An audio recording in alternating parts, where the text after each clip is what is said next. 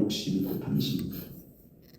그를 근본적으로 억제하고 제거하기 위해서 이렇게 배상법을 강력하게 하는 것입니다.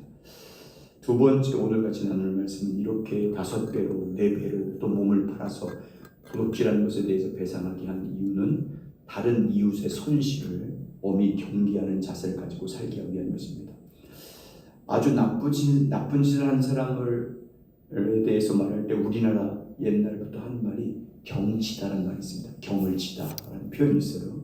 경치다라는 말의 사전 의미는 혹독한 형벌을 받다, 죽을 욕을 당하다라고 되어 있습니다. 옛날 우리나라에서는 도둑질한 사람이 잡히면 팔뚝에 문신을 새겼습니다. 도둑의 도자를 새겼어요. 이걸 경치다, 경쳤다 이렇게 말했습니다. 이렇게 우리 조상들은 도둑질에 대해서 엄히 다스림으로 도둑질을 방지했습니다.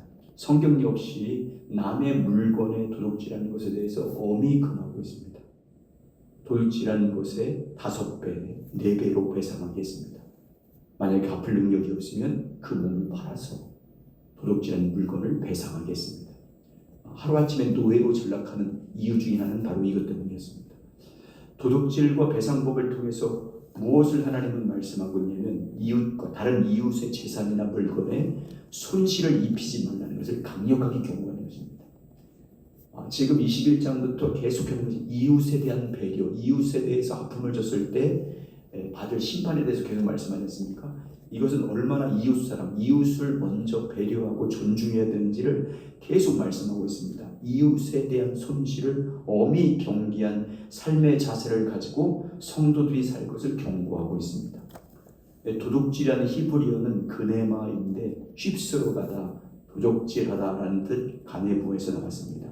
기본적인 이 동사의 의미는 동의를 받지 않고 다른 사람의 것을 취하는 것입니다. 몰래 다른 사람에게 속한 재산이나 가축이나 물건을 자기 것으로 취하는 것이 바로 도둑질입니다. 도둑질하는 것은 폭력으로 다른 사람의 재산을 뺏는다는 그런 뜻이 아니고 몰래 행한 도둑질입니다. 남을 속이는 은밀한 행위를 가리킵니다. 경제적인 손실이 없다 하더라도 남을 속이는 은밀한 행위까지 도둑질이라는 것을 포함하고 있습니다. 예를 들면 이건 것입니다. 여러분, 주어진 시간에 직장에서 일을 하는데 열심히 하지 않고 딴전을 피우는 것도 일종의 도둑질입니다. 그리고 월급 받는 것이기 때문에. 학생이 열심히 공부하지 않고 남의 것을 훔쳐보는 그 컨닝도 그건 도둑질입니다. 정당의 땀을 흘려서 수고하지 않고 불법이나 편법을 사용해서 돈을 버는 행위는 일종의 도둑질입니다. 일하지 않고 수익을 창출하는 행위도 도둑질에 속하는 것입니다. 순서 기다리지 않고 새치기 하는 것은 남의 시간을 도둑질하는 것입니다. 기다린 사람의 시간을 도둑질하는 거잖아요. 이것 다 포함됩니다. 그리고 우리 그리스도인들은 아무리 작게 보이는 부정직한 행위도 항상 경계하고 금해야 됩니다. 부정직한 방법으로 돈을 버는 행위에 대해서 하나님 앞에 죄가 된다는 사실을 항상 인식하고 조심하고, 부정직한 방법으로 또 불성실한 방법으로 돈을 벌에 대해서 도둑질이라는 사실을 항상 인식하고 경계해야 됩니다. 그런데 남의 것을 도둑질한 죄에 대한 배상법을 보십시오. 남의 재산과 소유에 대한 손실을 입은 도둑질에 대한 배상법을 보면 하나님은 남의 것을 도둑질한 것에 대한 배상을 어떻게 하라고 말씀합니까?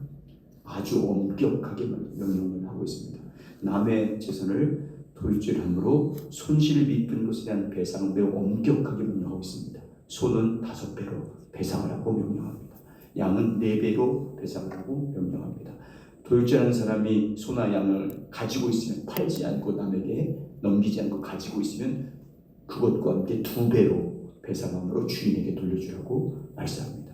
심지어 도둑질하는 사람이 남의 손실을 입혀놓고도 갚을 능력이 없으면 자기 몸을 팔아서 갚으라고 말합니다. 자기 몸을 종으로 팔려가더라도 남의 물건을 훔친 것에 대해서는 반드시 배상하라고 명령합니다. 그래서 이스라엘 백성들 가운데 원래 이스라엘 사람이 다른 민족 백성을 종으로 만들 수 없어요. 근데 이런 경우, 도둑질하는 경우에는 종이 됩니다. 하루아침에 노예로 팔려가게 됩니다. 여기서 배상하다는 히브리어는 우리나라는 샬롬입니다. 샬렘과 같은 뜻입니다. 의미는 완전하다, 완성하다, 화목하게 하다 이런 뜻입니다. 이것은 채무자 빚을 갚아 채권자의 관계를 완전하게 한다는 의미입니다. 지물하다. 가해자가 손실을 다 갚아줌으로 원래대로 화목한 관계를 회복시킨다는 의미입니다. 그래서 샬롬입니다. 보상이 줌으로 완전한 상태, 완전한 회복 상태를 시키는 것입니다. 완전한 지불과 배상으로 가해자와 피해자가 원래 모습, 원래 화평했던 모습으로 회복시킨다는 뜻입니다.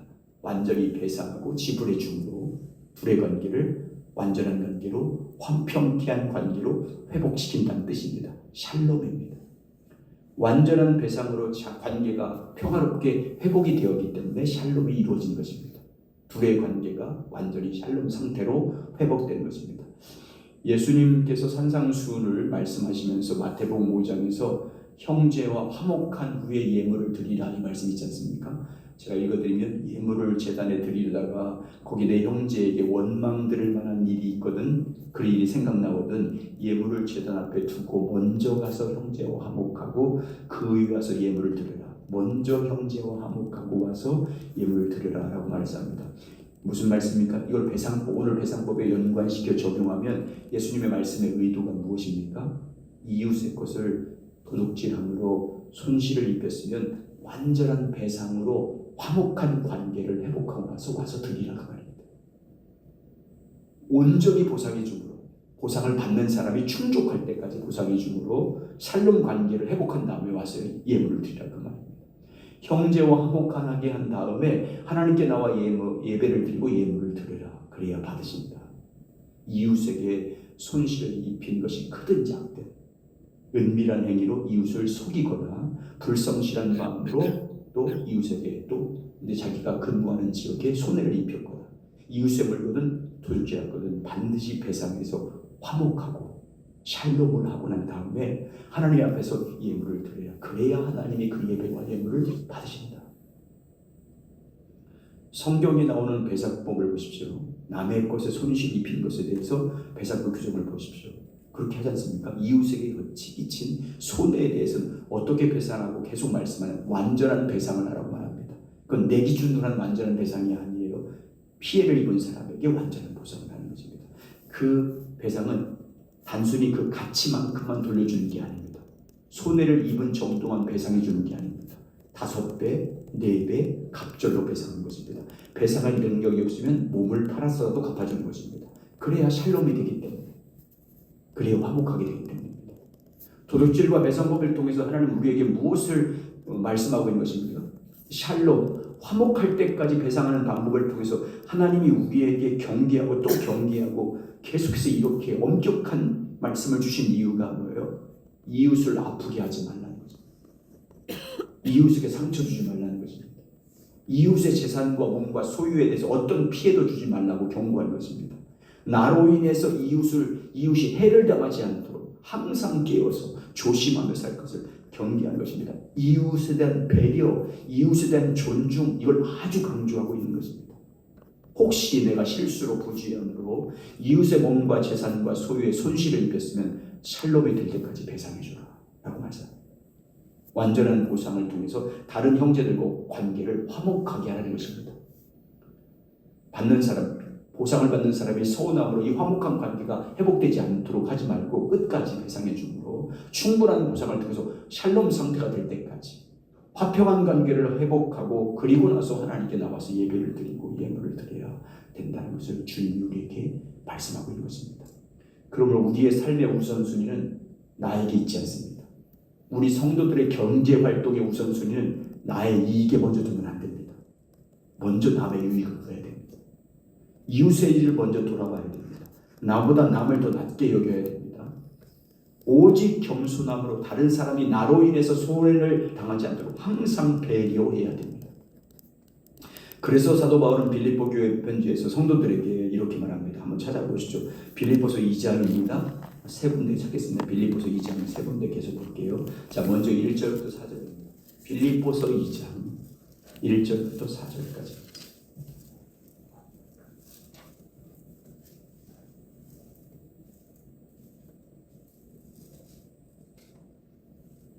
그러니까 이 말씀을 보기 전에 여러분, 우리가 누구에게 손해를 입히고 아픔을 주고 상처를 줬는데 미안하다는 말도 한마디 하는 사람이 이건 악한 거예요. 아주 사과 없이 배상하지 않는 것이 얼마나 악한 것인지 우리에게 보여주고 있는 것입니다. 자, 1절부터 4절까지 2장 1절 4절 시작. 그러므로 그리스도 안에 무슨 분노나 사랑의 무슨 위로나 성령의 무슨 교제나 긍휼이나 자비가 있거든 마음을 같이하여 같은 사랑을 가지고 뜻을 합하여 한 마음을 품어 무슨 일이든지 다툼이나 미움으로 하지 말고 오직 겸손한 마음으로 각각 자기 일과 남을 낫게 여기고 각각 자기 일을 돌볼 뿐더러 또한 각각 다른 사람의 일을 돌보아 나의 기쁨을 충만하게 하라. 아멘. 계속해서 자기 유익 구하지 말고 남의 유익을 구하고 남을 배려하고 남을 낫게 여기고 다른 사람의 일을 돌보아 나의 기쁨을 충만하게 하라라고 말씀합니다. 문제는 뭡니까? 문제가 뭡니까? 하나님의 뜻은 하는데 문제가 뭐예요? 우리 주님 말씀처럼 이렇게 할 수 있는 능력이 없다는 것이지 않습니까? 우리에게 이웃을 유익하게 하는 마음과 믿음이 없다는 게 문제지 않습니까? 먼저 이웃을 돌볼 수 있는 마음이 없다는 것입니다. 심지어 자기의 잘못으로 말미암아 다른 사람에게 상처 주고 아픔을 주고 큰 재산상 손실을 봤음에도 불구하고 그것에서 미안한 감정을 갖는지 충분하게 배상 못하지 못한 그런 마음을 갖고 있는 것이 이 죄로 타락한 육신의 본성들이 아닙니까? 그래서 사도 바울은 그 다음에 뭐라고 하면 그러므로 너희는 이 마음을 품어야 된다. 예수 그리스도의 마음을 배워야 된다. 그리스도 예수의 마음을 늘 본받았고 배워서 그 마음을 항상 마음에 품고 살아야 된다. 예수님 마음이 어떤 마음입니까? 죽기까지 복종한 마음이지 않습니까? 하나님과 동등된 분이 자기를 비우고 종의 형체를 입고 오셔서 남인 우리의 유익을 위해서 십자가에 죽기까지 복종한 마음입니다. 나를 죄를 속량하게 주기 위해서 죽기까지 복종한 마음, 아버지께 복종하기 위해서 죽기까지 복종한 마음이라고 계속 2절부터 8절까지 있습니다. 빌립보서 2장 5절부터 8절 시작. 너희 안에 이 마음을 품으라. 곧 그리스도 예수의 마음이니 그는 근본 하나님의 본체시나 하나님과 동등됨을 취할 것으로 여기지 아니하시고 오히려 자기를 비워 종의 형체를 가지사 사람들과 같이 계셨고 사람의 모양으로 나타나사 자기를 낮추시고 죽기까지 복종하시니 곧 십자가에 죽으시니라. 자, 이웃을 예수님께서 이웃을 위해서 이웃인 우리를 위해서 우리 유익을 위해서 우리를 속량해 주기 위해서 십자가에 죽기까지 복종하자 하나님이 예수 그리스도를 어떻게 하셨습니까? 가장 존귀하게 하셨습니다. 하나님 아버지께 가장 높여주셨습니다. 이웃을 살리기 위해서 이웃을 배려하기 위해서 속량해 주기 위해서 죽기까지 복종한 예수의 이름 앞에 모든 무릎이 그 앞에 꿇게 했습니다. 예수를 주라고 신한 자마다 구원받게 했습니다. 자, 빌립보서 2장 9절부터 11절입니다. 시작. 이러므로 하나님이 그를 지극히 높여 모든 이름 위에 뛰어난 이름을 주사 하늘에 있는 자들과 땅에 있는 자들과 땅 아래에 있는 자들과 모든 무릎을 예수의 이름에 꿇게 하시고 모든 입으로 예수 그리스도를 주라 시인하여 하나님 아버지께 영광을 돌리게 하셨느니라. 아멘. 여러분, 구원이 뭡니까? 예수 그리스도의 마음이 구원입니다. 예수 그리스도의 마음이 생명입니다. 예수 그리스도의 마음이 모든 것을 할 수 있는 능력입니다. 예수 그리스도의 마음만이 죽기까지 복종할 수 있는 능력입니다. 하나님께 이웃에게 죽기까지 복종할 수 있는 능력은 예수 그리스도의 마음밖에 없습니다. 예수 그리스도의 마음이 이웃의 유익을 구하며 살 수 있는 능력입니다. 예수 그리스도의 마음이 원수를 사랑하고 원수를 위해서 축복하고 원수를 용서할 수 있고 원수를 기도할 수 있는 동력입니다. 예수 그리스도의 마음으로만 이웃을 손해를 입힌 이웃에게 완전한 샬롬의 보상을 할 수 있습니다. 예수 그리스도의 마음으로만 하나님의 말씀 앞에 죽기까지 복종할 수 있습니다. 예수 그리스도의 마음은 다른 이웃에게 아픔을 주지 않습니다. 예수 그리스도의 마음은 이웃의 것을 탐내지 않습니다. 예수 그리스도의 마음은 이웃 것에 대해서 욕심 부리지 않습니다. 예수 그리스도의 마음은 먼저 이웃을 배려하고 먼저 섬기고 유익을 구하고 그가 필요하다면 죽기까지 복종합니다. 예수 그리스도의 마음입니다. 그래서 우리는 이 마음을 배워야 됩니다. 모든 것을 할 수 있는 능력인 예수 그리스도의 마음을 본받아야 됩니다. 날마다 성령님과 친밀히 교제함으로 그리스도의 마음을 알기를 갈망하고 그 마음이 내 마음 가운데 부어지기를 갈망하고 날마다 그 마음을 품고 살아야 됩니다. 그래야 우리는 이렇게 할 수 있습니다. 주님 주신 말씀을 기꺼이 주님 뜻이라는 죽기까지 복종할 수 있고 이웃을 위해서 내 몸을 내줄 수 있고 요한일서에 말하는 것처럼 내 생명까지도 줄 수 있습니다. 왜? 그리스도의 마음이 그 마음이었기 때문에. 여러분 그리스도의 마음을 배우시길 바라 주님을 축복합니다. 날마다 주님 마음을 본받기를 갈망해야 됩니다. 주님 마음 가르쳐 주십시오. 십자가에서 원수인 나를 용서하기 위해서 죽기까지 복종했던 그 마음, 십자가에서 죽으면서까지도 자기를 못 박은 사람들을 용서했던 그 마음, 주님 마음으로 내가 할 수 있습니다. 주님 마음으로만 이웃을 배려할 수 있고 존중할 수 있고 이웃을 먼저 생각해서 내가 손해가 돼도 내 재산을 팔아서라도 내게 아픔을 당한 사람을 갚아줄 수 있는 능력은 주님 마음밖에 없습니다. 그 마음을 나에게 주십시오. 날마다 구해야 됩니다. 그리고 그 마음으로 서로 복종해야 됩니다. 그래야 천국 되고 그래야 화목한 샬롬 상태를 만들 수 있지 않습니까? 그리스도의 마음으로 살아야 나에게 손실을 준 사람까지도 내가 손실을 준 사람에게 베푸는 것뿐만 아니라 나에게 손실을 준 사람까지도 내가 용서할 수 있잖아요. 그래서 화평하게 이 샬롬 상태로 만들 수 있지 않습니까? 그리스도의 마음이 복입니다. 그리스도의 마음이 생명입니다. 어떤 분은 기도할 때 그리스도의 마음으로 기도합니다. 이렇게 기도하더라고요. 예수의 이름이기 때문에 예수의 이름이 그리스도의 마음이잖아요. 예수의 이름이 예수의 생명이 그리스도의 마음이지 않습니까? 그리스도의 마음으로 기도합니다. 옳다고 생각합니다. 예수님의 이름으로. 여러분 예수 그리스도의 마음으로 사시기를 주님으로 축복합니다. 이 마음 본받아 주님 이 마음 주십시오. 이 마음 배우기 원합니다. 그래서 우리가 정말 이 성경에서 도저히 우리 인간의 힘으로 지킬 수 없는 그 말씀도 예수 그리스도의 마음이 되면 다 지킬 수 있습니다. 그 마음 우리에게 부어주길 예수의 이름으로 축복합니다.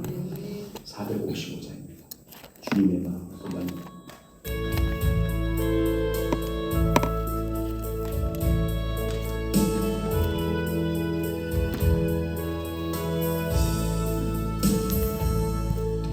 주님